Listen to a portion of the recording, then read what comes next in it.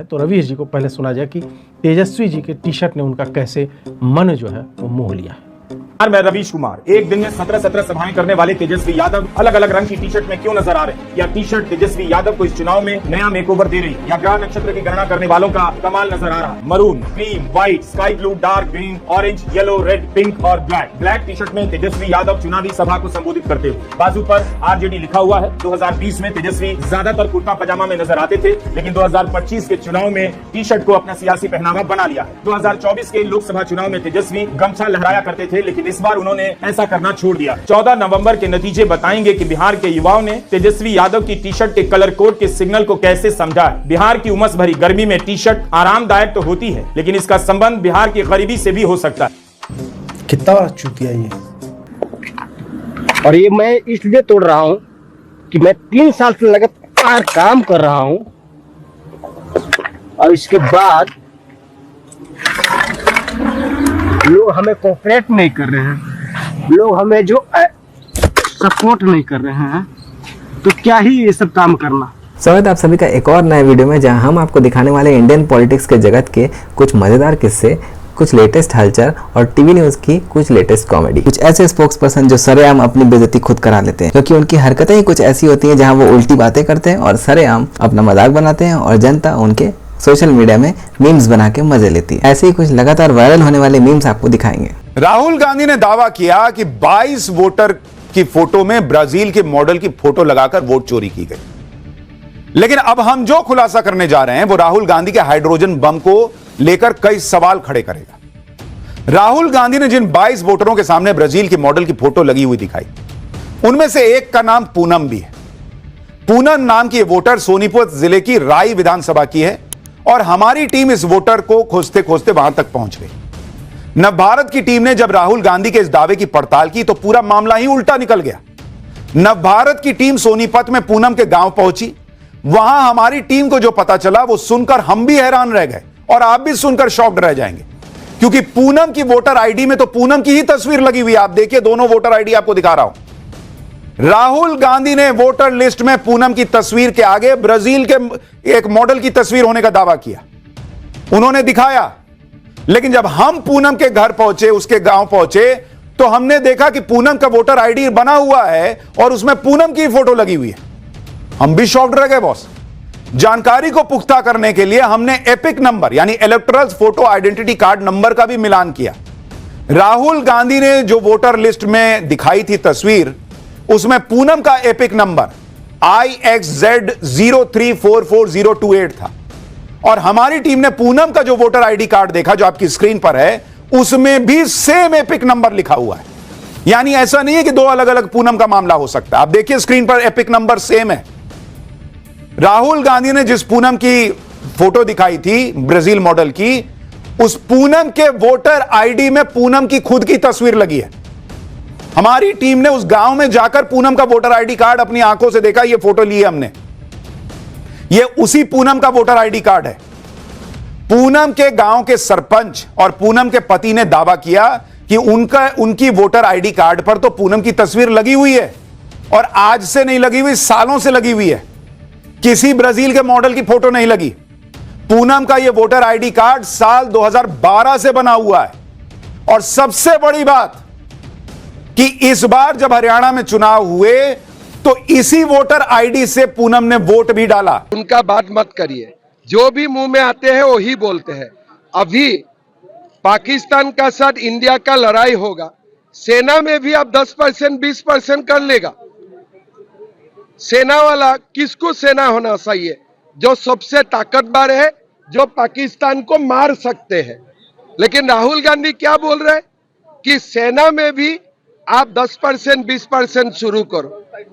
तो मैं चाहता हूं कि देश राहुल गांधी को ऑफिशियली पागल डिक्लेयर कर दे। अभी तक आप लोगों ने कोई टेस्ट नहीं जीता। नहीं जीतेगा, हमारा मर्जी है, हमारा दिस इज अवर टारगेट। नहीं जीतेगा।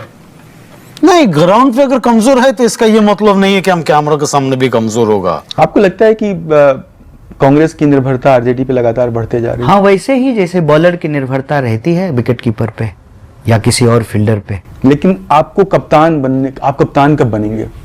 हर जगह जो है, मतलब बॉलिंग ही तो हमेशा नहीं करेंगे ना। नहीं, बैटिंग भी करेंगे। आप 89 से कप्तान नहीं बन पाए बिहार में। कोई नहीं, ऐसा कहेंगे तो बहुत सारी रीजनल पार्टी हैं जो आज तक प्रधानमंत्री नहीं बन पाए। ये तो अपनी अपनी भूमिका है। मतलब आपको अफसोस नहीं है इसका नहीं, बिहार में? अफसोस क्यों होगा? आपकी पार्टी एक समय पूरे देश पर राज करती थी, पूरे देश में आपका संगठन था, लेकिन खासतौर से उत्तर प्रदेश और बिहार, इन दोनों जगहों पर हमेशा आप जूनियर पार्टनर। सवाल ये है कि आप अपनी पार्टी को कब फ्रंट सीट पे लाएंगे, कब ड्राइविंग सीट पे लाएंगे? ये मुझे नहीं लगता कि हमारी प्राथमिकता है या होनी चाहिए। इसका नाम एग्जिट पोल नहीं है, इसका नाम मोदी मीडिया पोल है। ये मोदी जी का पोल है, फैंटेसी पोल है उनका। अभी बता दे भाई। But we decided to zoom into Haryana and go into details about what had happened there. As you all know, all polls pointed to a Congress victory. These are exit polls that we have on the screen. 5 top exit polls after the elections have taken place are saying Congress is sweeping from 58, 54 to 62 seats. Some are giving BJP 20, some are giving BJP 28, but it's very clear that this is a massive sweep. तो क्या आप इसमें judicial intervention के लिए court जाएंगे, हरियाणा सरकार के dismissal की मांग करेंगे? Look, Supreme Court is watching. Supreme Court, the highest court in the country, is watching.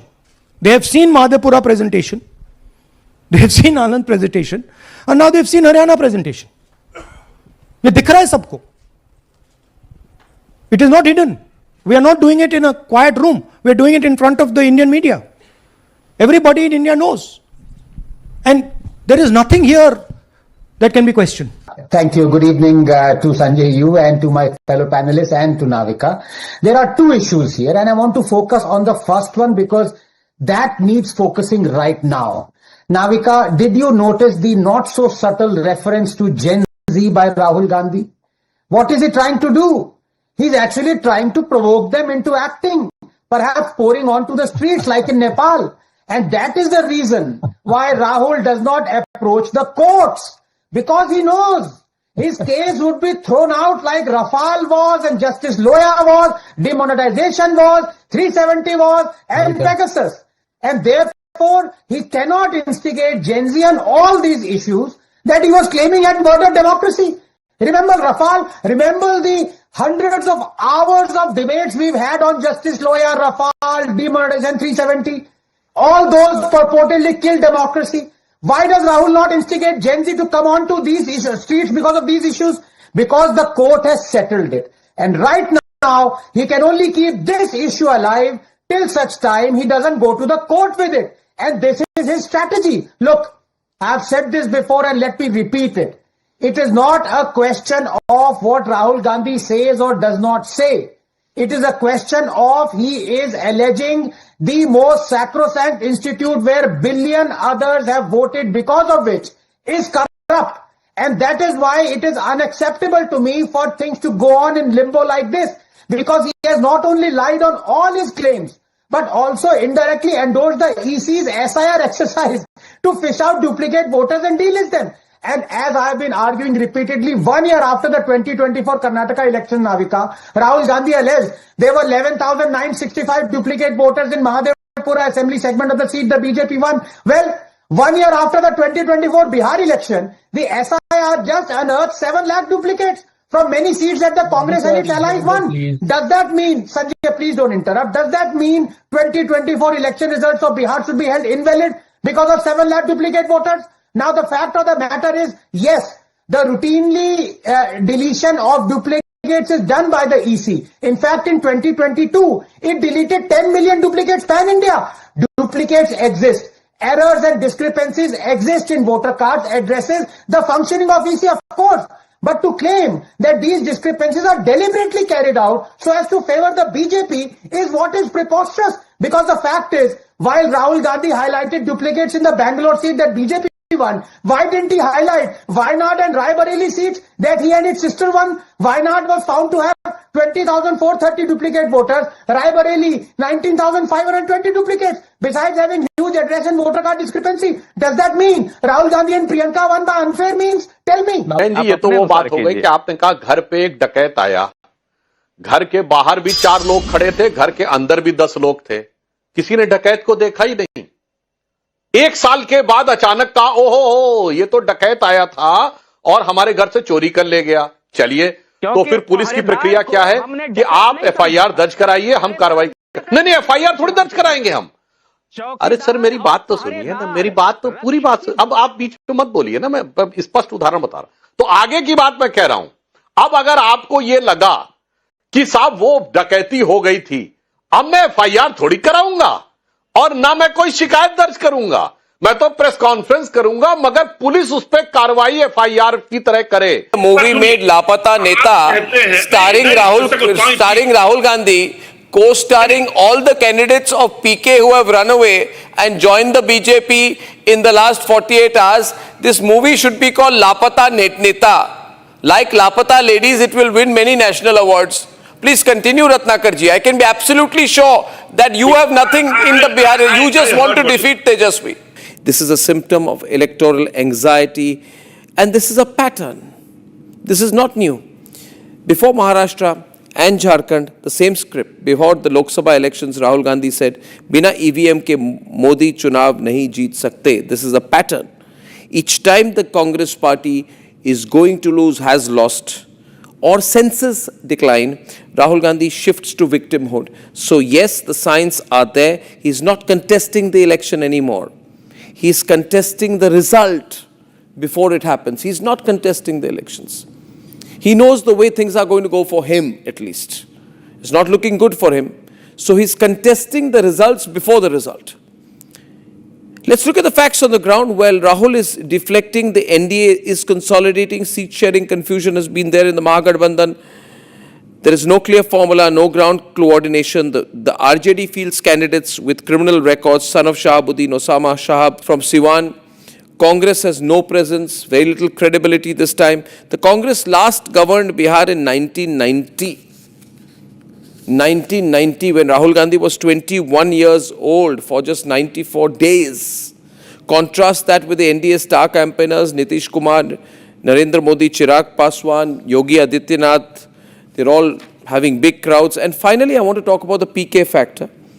Prashant Kishore, the man who claimed to transform Bihar politics, has been reduced to be spoken about as a vote splitter. He himself admitted it, and he said the Jan Swaraj is a vote cutter party, but we'll cut so many votes that we'll end up winning. Now, even if he was trying to be a satirist out there, nobody says that. Nobody says, even satirically, that I'm a vote cutter party. He's not contesting a seat himself. He's not testing his personal base. He's harboring the likes of mafia dons, Dular Chand Yadav, which has really taken the sheen off his attempt to put Gandhi as his mascot. He has no loyal voter base, no ideological anchor. His appeal is urban, Twitter, Facebook, elite, limited, Lutyens media. So as Bihar votes tomorrow, the answers are not yet clear. Reality is, however, Rahul Gandhi is looking like he's accepted defeat. NDA shows structural strength and consolidation in the last round. The PK factor, which was supposed to be a new wave, doesn't appear to be that. However, that is where I will stop attempting to predict what can happen. Because, trust me, nobody can fully predict the election anymore. एक बात मुझे बताइए, अगर vote काटा गया है तो 2024 में आपको उत्तर प्रदेश में इतनी सीटें कैसे मिल गई? अगर वोट में चोरी हो रही है तो उत्तर प्रदेश में आपकी इतनी सीटें कैसे आ गई? अगर वोट चोरी नहीं होती ना, तो इसमें कम से कम 17 सीटें और ऐड कर दीजिए। अरे आप भी उतनी सीटें हम जीत रहे होते। सवाल आप बोलने दीजिए, देखिए मैं इसमें 18 और ऐड कर दीजिए, अच्छा उतनी सीटें हम जीत रहे होते। भारतीय जनता पार्टी का सुपड़ा साफ हो गया होता।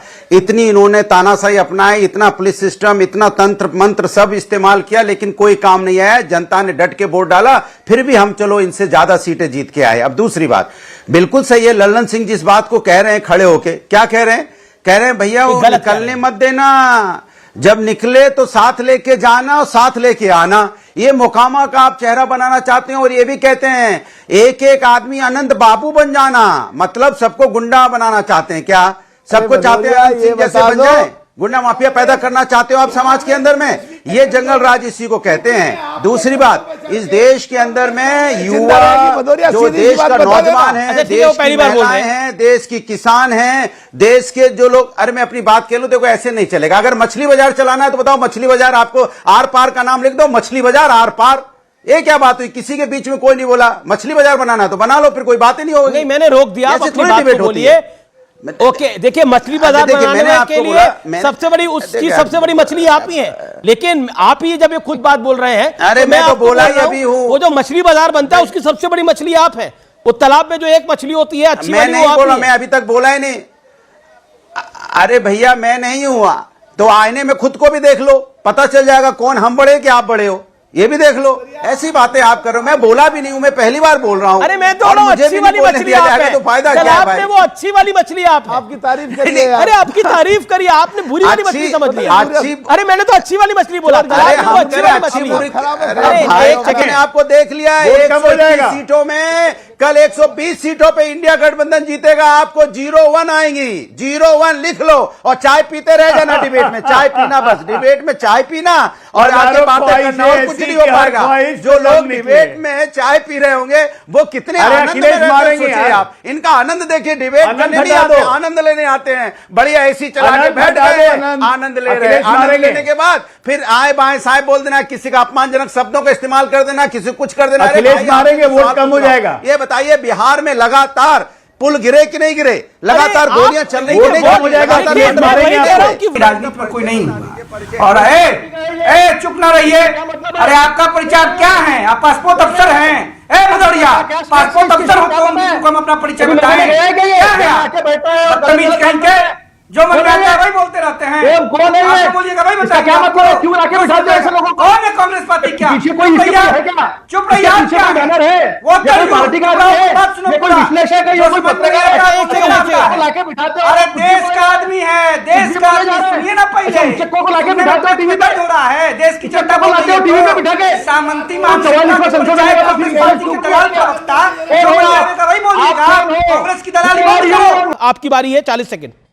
एक सेकंड, मैं कह रहा हूं कि देखिए अमीर जी, ये समझ में नहीं आ रही कौन है, रोज आते हैं और भारतीय जनता पार्टी की बैटिंग शुरू करते हैं। जुगाड़ू प्रवक्ता हैं कौन, किस पार्टी से हैं, क्या करते हैं? भाई कुछ तो होगा, तो हमें तो संशय इन पे भी लगता है कि हैं कौन, ये कहां से आते हैं, क्या है भाई? आके रोज आके बैटिंग करना शुरू करते, कहां से आए हैं, किस जिले के हैं, कौन सा गांव घर है, खाली आके बकर बकर बकर बकर बोलना और बीजेपी की बैटिंग करना। तो ये इनका नाम जुगाड़ू प्रवक्ता है, ये जुगाड़ू हैं, जुगाड़ से बैठते हैं और सबके बराबरी में लड़ते हैं।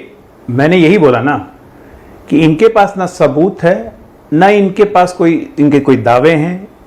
हवा में कोई आदमी आके गांधी जी के कान में बोलता है कि इस पे बोलना है, खासकर जब ये विदेश जाते हैं, जब ये मलेशिया जाते हैं तब भी कोई आके कान में बोलता है, जो भारत में मोस्ट वांटेड है, फिर आके यहाँ पे ये एक प्रेस कॉन्फ्रेंस करते हैं। कोलंबिया जाते हैं, ब्राजील जाते हैं, वहाँ से मॉडल ढूंढ के लाते हैं, फिर एक नैरेटिव गढ़ा जाता है, फिर उसको डालते हैं। हालांकि ये नैरेटिव 1.5 महीना पहले इस्तेमाल कर चुके थे, लेकिन फिर से इसको डाला जाता है। तो ये जो है, ये लेवल अलग है। चुनाव जीत नहीं सकते हो जिस धरती पे, तो उस धरती पे आग लगा दो। तो ये तो था एक और वीडियो। ऐसे और भी रेगुलर वीडियो आते रहेंगे। आप हमारा चैनल सब्सक्राइब करिए, हमारे वीडियोस को लाइक करते रहिए, हमारा सपोर्ट करिए। धन्यवाद।